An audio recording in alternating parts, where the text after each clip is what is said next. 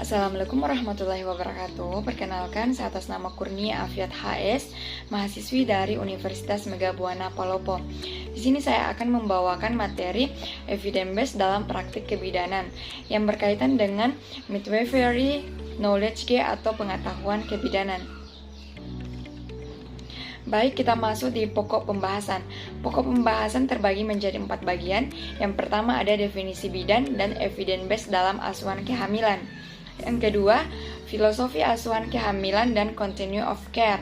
Yang ketiga ada prinsip pokok asuhan kebidanan. Dan yang keempat ada penerapan EPB dalam kebidanan. Selanjutnya kita memasuki definisi bidan dan evidence based dalam praktik kebidanan. Definisi bidan. Bidan yaitu tenaga profesional yang bertanggung jawab dan akuntabel, yang bekerja sebagai mitra perempuan untuk memberikan dukungan, asuhan dan nasihat selama masa hamil, masa persalinan, dan masa nifas, memfasilitasi dan memimpin persalinan atas tanggung jawab sendiri, serta memberikan asuhan kepada bayi baru lahir dan bayi. Selanjutnya yaitu evidence-based praktik dalam asuhan kebidanan. Evidence-based praktik ialah suatu strategi untuk mendapatkan knowledge atau pengetahuan terbaru berdasarkan bukti yang jelas dan relevan untuk membuat keputusan klinis yang efektif dan meningkatkan skill dalam praktik klinik guna meningkatkan kualitas kesehatan pasien atau klien. Selanjutnya ada asuhan antenatal care. Pengertian antenatal care di mana prosedur rutin yang dilakukan oleh bidan dalam membina suatu hubungan dalam proses pelayanan pada ibu hamil untuk mempersiapkan persalinannya.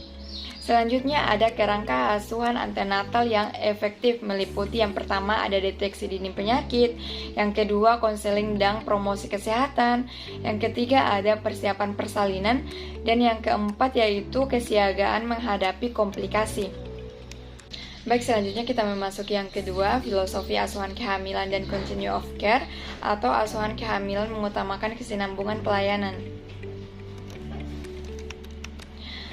Filosofi asuhan kehamilan. Filosofi asuhan kehamilan menggambarkan keyakinan yang dianut oleh bidan dan dijadikan sebagai panduan yang diyakini dalam memberikan asuhan kebidanan pada klien selama masa kehamilannya.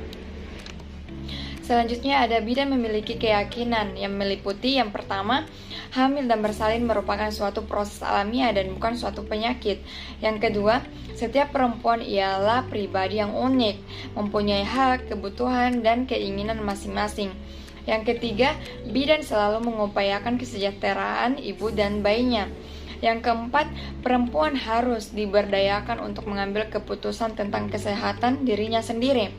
Yang kelima ada asuhan kebidanan, berfokus pada pencegahan, promosi kesehatan, dan bersifat holistik.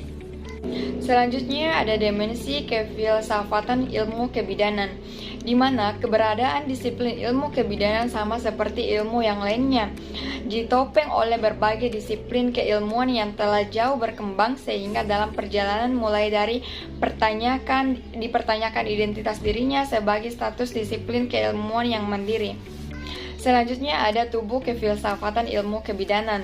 Yang pertama itu ada objek formal. Objek formal ini cara pandang yang berfokus pada objek penilaian dalam batas atau ruang lingkup. Yang kedua itu ada objek material. Objek material ini yaitu substansi dari objek penilaian dalam lingkup, yaitu janin, bayi baru lahir, bayi, dan anak bawah 5 tahun, serta wanita secara holistik dalam siklus kehidupannya. Selanjutnya ada pengetahuan kebidanan dikelompokkan menjadi 4 bagian. Yang pertama itu ilmu dasar, diantaranya anatomi, psikologi, mikrologi, parasitologi, patofisiologi, fisika, dan biokimia. Yang kedua yaitu ilmu-ilmu sosial, yang diantaranya Pancasila, bahasa Indonesia, bahasa Inggris, sosiologi, antropometri, humaniora, dan pendidikan. Yang ketiga ada ilmu terapan, kedokteran, farmakologi, epidemiologi, statistik, dan teknik kesehatan dasar. Yang keempat ada ilmu kebidanan, yang diantaranya dasar-dasar kebidanan, model kebidanan, siklus kehidupan wanita, etika dan etiket kebidanan, pengantar kebidanan profesi, tingkat dan jenis pelayanan, legislasi kebidanan, dan praktik kebidanan. Selanjutnya ada lingkup asuhan kehamilan meliputi komponen sebagai berikut. Yang pertama itu diagnosis dan manajemen awal dari kehamilan. Yang kedua itu penilaian dan evaluasi kesejahteraan dan kesehatan wanita. Yang ketiga itu penilaian dan evaluasi kesejahteraan dan kesehatan janin. Yang keempat yaitu keringanan tindakan untuk kegelisahan kehamilan yang umum. Yang lima itu yang mengantisipasi bimbingan dan instruksi. Yang keenam ada screening komplikasi mental dan janin. Selanjutnya yaitu continue of care. Continue of care sangat penting bagi wanita untuk mendapatkan pelayanan kesehatan dari tenaga profesional sehingga perkembangan kondisi klien dapat terpantau dengan baik. Klien menjadi lebih percaya dan terbuka kepada tenaga kesehatan atau profesional. Kemudian kita memasuki yang ketiga, prinsip-prinsip pokok asuhan kebidanan. Prinsip-prinsip pokok asuhan kebidanan yang pertama itu kelahiran adalah proses yang normal, yang kedua otonomi, yang ketiga tanggung jawab, dan yang terakhir tidak membahayakan. Baik, kita memasuki yang keempat yaitu penerapan evidence-based praktik dalam kebidanan. Penerapan EBB pada penggunaan obat, alat, prosedur, dan sistem. Yang pertama itu asuhan kehamilan. Asuhan kehamilan ini memantau kemajuan, memastikan kesehatan ibu dan tumbuh kembang janinnya. Yang kedua itu ada asuhan persalinan. Asuhan persalinan ini bertujuan untuk menjaga proses persalinan normal berjalan tanpa komplikasi yang menyebabkan morbiditas ataupun mortalitas pada ibu dan bayi.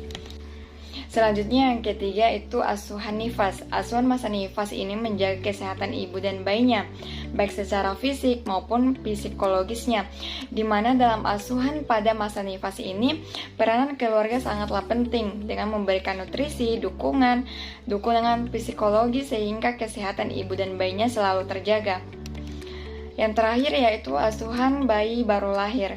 Asuhan bayi baru lahir adalah memberikan asuhan komprehensif kepada bayi baru lahir pada saat masih di ruang rawat, serta mengajarkan kepada orang tua untuk percaya diri dalam merawat bayinya. Baik, mungkin itulah tadi pemaparan yang bisa saya dapat sampaikan. Assalamualaikum warahmatullahi wabarakatuh.